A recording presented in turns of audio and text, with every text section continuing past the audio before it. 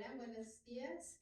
Estamos aquí en las instalaciones de Humana, Estudios Hemisféricos y Derechos Humanos AC, agradeciendo desde luego siempre el espacio que nos brinda. Y pues hoy vamos a hablar de un tema que nos han pedido y que es precisamente, para no perder el hilo de las pláticas anteriores, los derechos y prerrogativas que tienen las mujeres desde el ámbito del derecho del trabajo. Bueno, pues aquí tendríamos que iniciar a establecer que pues hay varios ámbitos que podemos comentar. Primero, la igualdad sustantiva.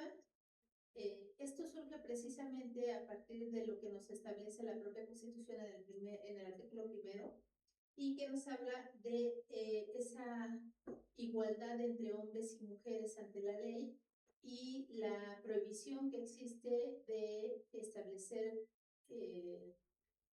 medidas, normas y demás que puedan tender a ser discriminatorias entre hombres y mujeres.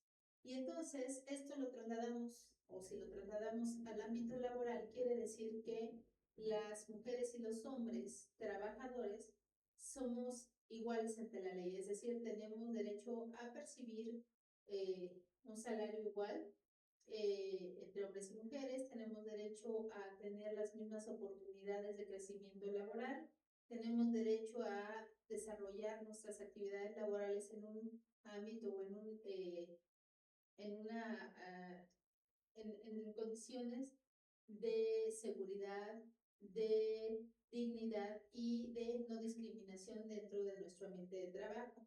Desde luego hay algunas normas que pueden considerarse como especialmente dirigidas a las mujeres, como pueden ser las que van enfocadas a la protección de su salud.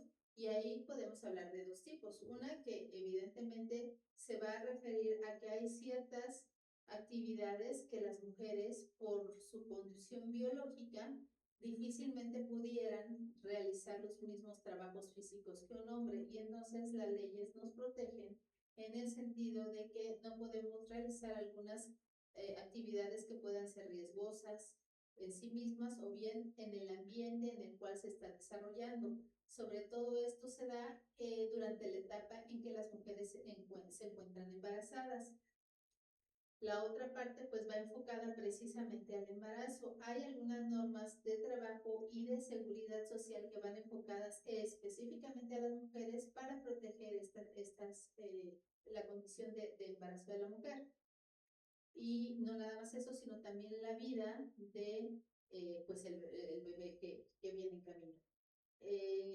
La ley federal del trabajo pues sí limita al patrón en cuanto a la asignación de cierto tipo de actividades precisamente para que la mujer no corra riesgo en su salud o de la de su bebé por realizar estas mismas.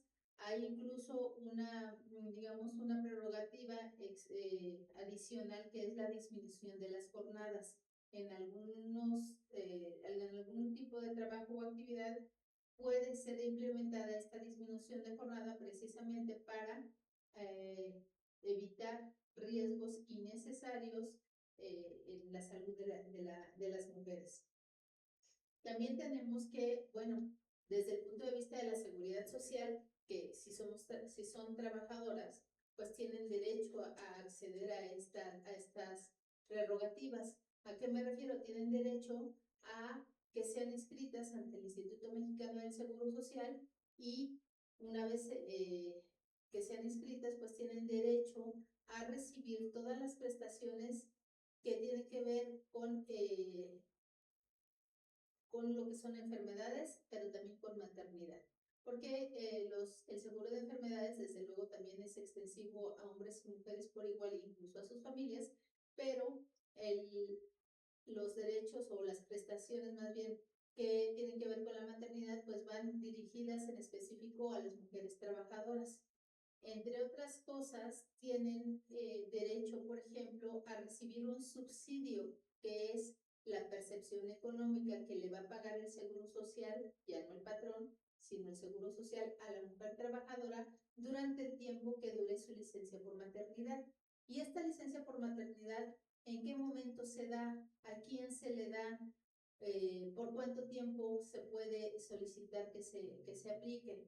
Bueno, primero que nada tendrá que establecerse pues el estado de embarazo, y una vez está diagnosticado, aunque suene a enfermedad y no lo es, una vez establecido el estado de embarazo por un médico del Seguro Social, este va a señalar una fecha probable de parto. A partir de esa fecha precisamente es la que se va a tomar en cuenta para calcular los periodos de licencia de maternidad, que van a ser 43 días anteriores a esa fecha y 43 días posteriores a la misma. Es decir, en el periodo de en el periodo antes de que, del periodo prenatal, perdón, y el periodo postnatal.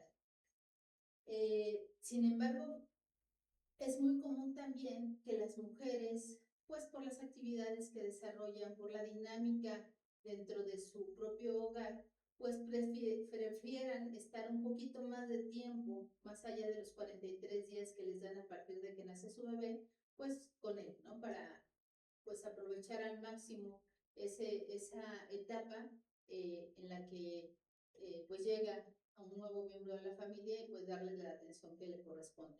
Y entonces es posible trasladar por hasta como un máximo 4 semanas del periodo prenatal al periodo postnatal para extender precisamente, o más bien no es extender, es acomodar los términos o los periodos de manera tal que las mamás puedan estar un poquito más de tiempo, unas semanas más con el bebé una vez que este nace. Otro de las prerrogativas que tienen o de los derechos que tienen las mujeres ante el Seguro Social en su etapa de embarazo, pues es que les van a dar una prestación adicional. Ya hablamos de lo que es el subsidio, de lo que es la licencia, y ahora vamos a hablar de la canastilla, que no es otra cosa que un apoyo en especie que le otorga el Seguro Social pues a las madres trabajadoras cuando nacen los bebés. ¿En qué consiste? Bueno, pues normalmente, como su nombre lo dice, es una canastilla o una pañalera en donde les incluyen pues algunos pañales, un poquito de ropa y a veces biberones que pueden utilizar precisamente como para darle una primera atención al bebé. Otra de las prerrogativas que pudiéramos señalar como derecho de las mujeres en este periodo de maternidad, pues es precisamente la que se refiere al subsidio. Cuando hablamos de un subsidio por enfermedad, pues el monto de este va a reducir al 60% del salario base de cotización, que es el salario que se reporta al Seguro Social. Pero cuando se trata de la licencia por maternidad, el subsidio por maternidad es al 100%, es decir, ya hay ahí un beneficio que no se le da a los trabajadores en general, sino nada más a las madres que dan a luz. Ahora, otro de las vertientes legales que buscan regular las condiciones de trabajo de las mujeres, pues es precisamente la que tiene que ver con que tiene que ver por un lado con la no discriminación y por otro lado con la obligatoriedad de tanto de los patrones como del mismo Estado a través de las instancias correspondientes para buscar evitar, disminuir y en todo caso atender las cuestiones de discriminación y acoso. Esto porque lamentablemente la gran mayoría de estas situaciones se dan precisamente en contra de mujeres trabajadoras. Nos habla también la ley incluso de algunas prerrogativas que no existen en otros supuestos. Cuando se da un caso de discriminación que llega a un tribunal laboral, es decir, cuando una trabajadora alega que hubo discriminación de algún tipo, hostigamiento o acoso dentro de su fuente de trabajo y por alguna circunstancia ya llega una demanda ante un tribunal laboral, entonces las cargas probatorias también vamos a verlas como un beneficio para ellas, porque en esos casos la carga probatoria le corresponde al patrón. ¿Qué quiere decir esto? Que en juicio tendrá que acreditar no la trabajadora que se dio la situación, sino el patrón que no se dio o que se atendió correctamente conforme lo establecen tanto las leyes como los protocolos que se han establecido para la atención de estos casos.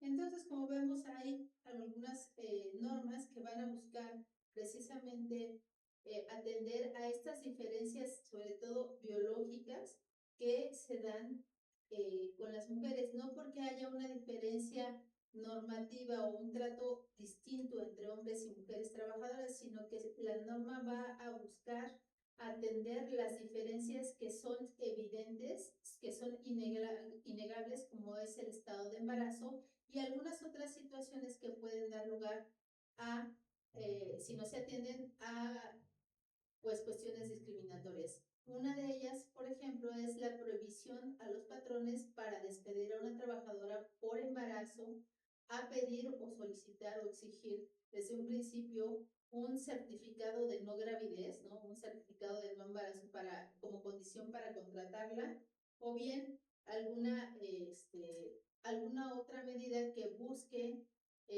transgredir, digamos, y disminuir la oportunidad laboral que pudiera tener una trabajadora por el simple hecho de estar embarazada.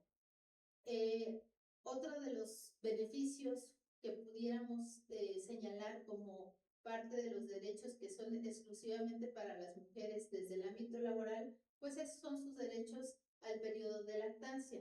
Cuando son madres, también durante el tiempo que están en licencia por maternidad, pues no acuden al trabajo, pero una vez que este permiso o licencia por maternidad termina, pues al regresar ellos van a tener un derecho de lactancia, que quiere decir que es durante 6 meses contados a partir de su regreso, van a poder tener derecho a 2 reposos extraordinarios aparte de su hora o media hora de descanso habitual.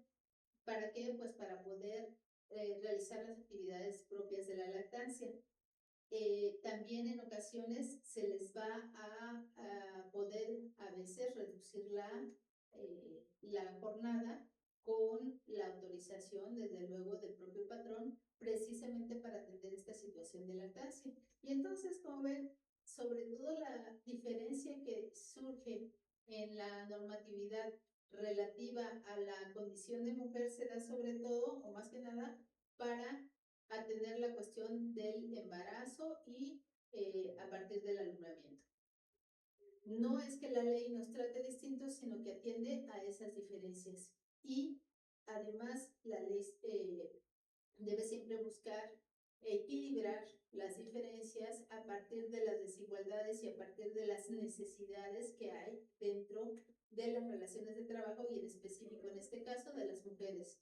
Es cierto que se ha buscado que todas las normas puedan ser aplicadas de manera indistinta entre hombres y mujeres, pero también es innegable que hay condiciones o hay circunstancias que obligan al legislador a atenderlas de manera detallada y de manera especial, distinta, precisamente porque no se le pueden reconocer eh, las mismas necesidades a los hombres que a las mujeres trabajadoras, y eso es lo que hace la ley.